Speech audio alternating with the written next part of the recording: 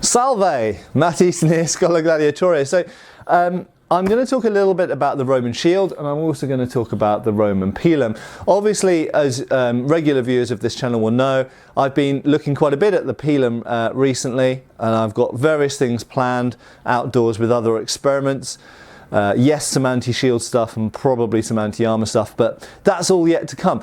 One brief thing really I want to make, so really just one fairly simple point that I'll try and make as concise as possible by Matt Easton standards, is about the shank, or the long iron rod essentially on the pilum. Okay, so I have made an assertion, I suppose, haven't I? I've pinned my colours to the mast, and in regards to the shank on the pilum, lots and lots and lots of people think they know exactly what that's for.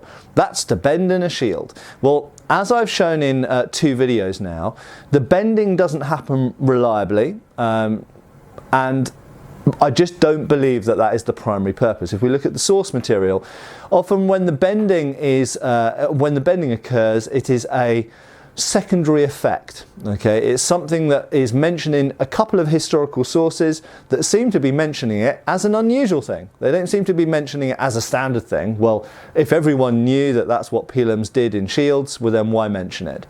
But the fact that the pilum shafts bent in shields and it made it even more difficult for people to get them out of the shields, and bear in mind they bent whilst the people were trying to get them out of the shields, not when they went into the shields.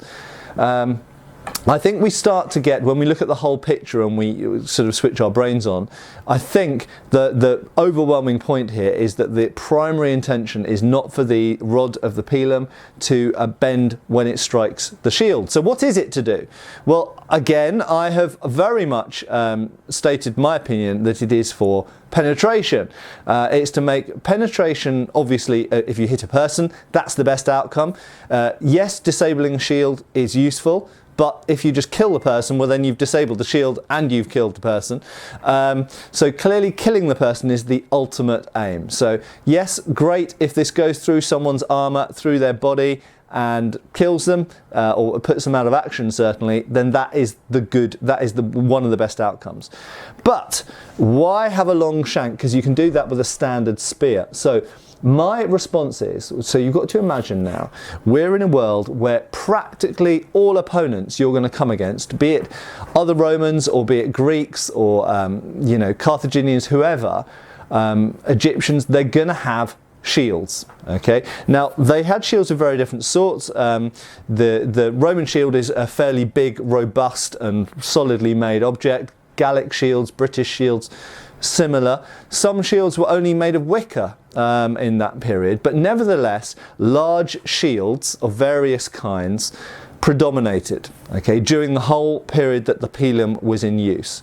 And incidentally, the later successor of the pilum, the angon, used in the migration era, that is also occupying a world where everyone's using pretty big shields. Okay, so in a context where your opponent's main form of defense, they might have forms of armor, but their main form of defense is the fact that they've got whopping great shields, and whopping great shields really characterize the ancient world in many, many ways. Even the earliest ones, if we go way back, we can see they were using very large shields quite early on, in Greece, for example,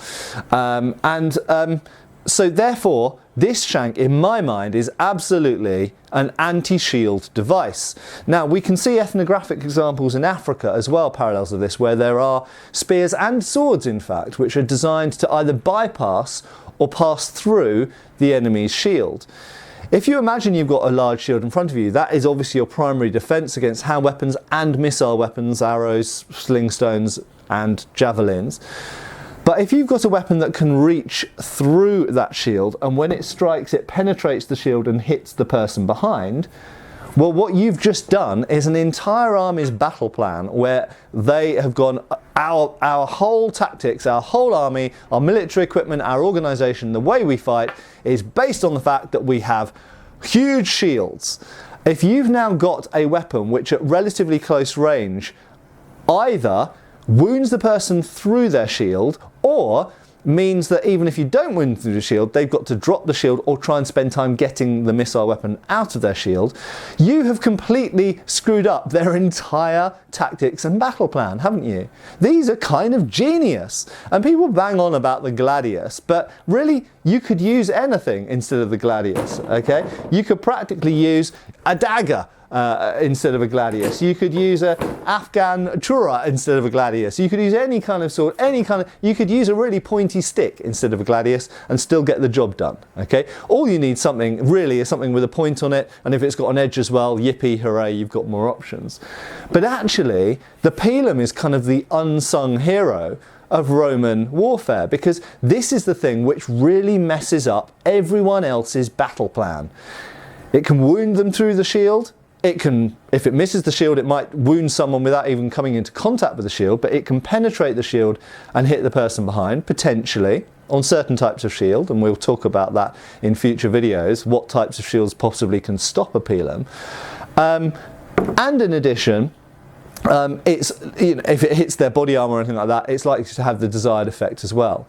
And if it doesn't even wound through the shield, if, for example, they manage to, they see a pilum coming in and they hold the shield up so far from their body, that's quite heavy with a heavy pilum.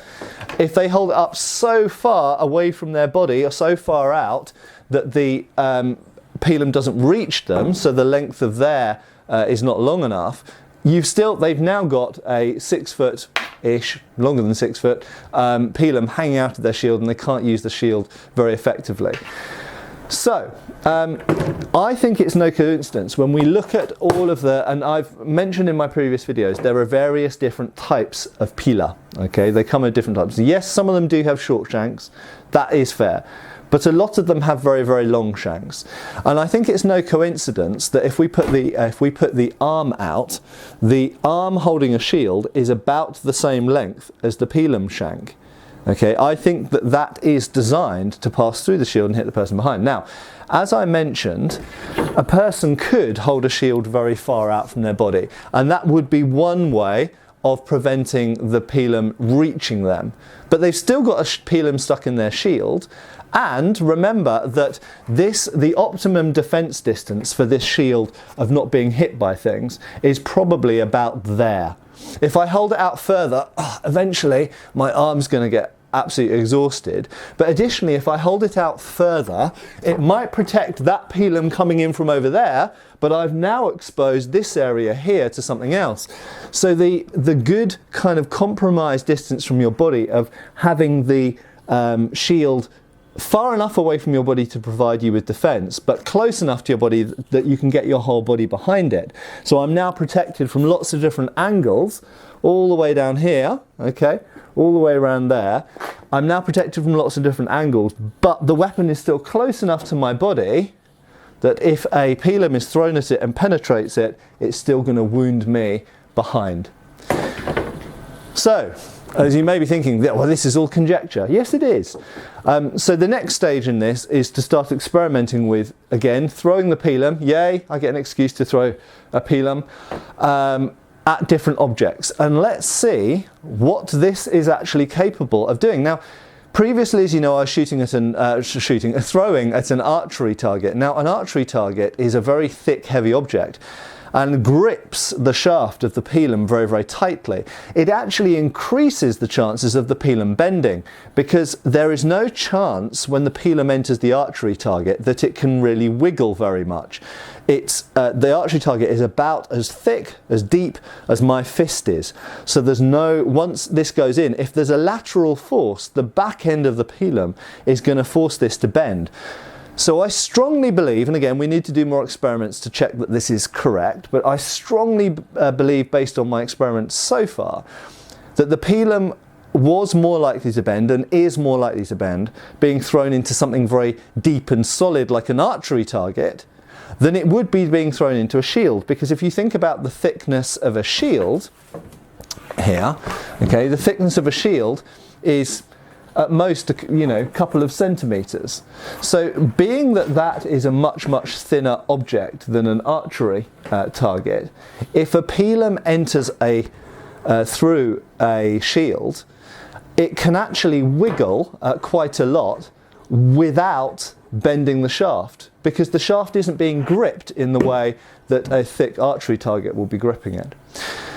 So the next stage in this obviously is to get experimenting. I need to throw the pilum at different distances and different trajectories into shield-like objects. Now, this is where the secondary challenge comes, because obviously I've been a big critic, I suppose, a constructive critic, I hope, of a lot of the archery tests that have been done, because there are many elements that can be incorrect when we're trying to do this type of experimental archaeology.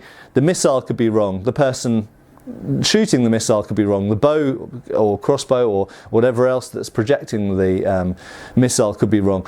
The target could be wrong in terms of the way it's mounted, how it absorbs the force. The armour could be wrong if we're looking at armour penetration, wrong type of steel or iron, wrong type of heat treatment, wrong type of manufacturing process, might have slag or no slag. The missile tip might be the wrong shape or the wrong material or the wrong heat treatment. So there are many, many elements of things that could be wrong.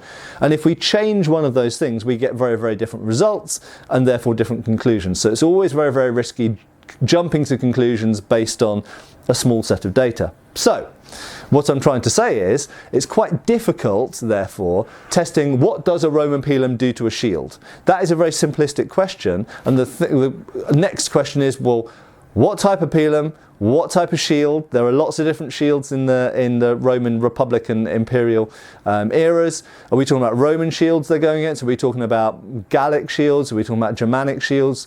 Egyptian, Greek, whatever, okay? So there are many types of shields. What I therefore intend to do is actually have a variety of different shield-like materials and boards, some curved, some flat hopefully, or different angles, and see what the pilum that the two pila that I have available to me are able to do to them. And that won't be the be-all and end-all test, but it might tell us some interesting information, and it might give us some indication of whether my current theory on whether these shanks, long shanks on pilum are really about shield penetration and wounding the person behind, whether that is whether that hypothesis stands up.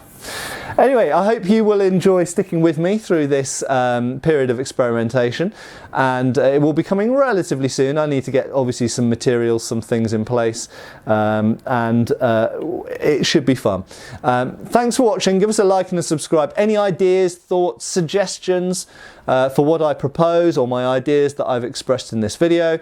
Happy to read them. Thanks as always for watching and supporting the channel. See you really soon again on Schola Gladiatoria channel, and take care, folks. Thanks for watching. We've got extra videos on Patreon. Please give our Facebook a like and subscribe if you haven't already. Cheers, folks.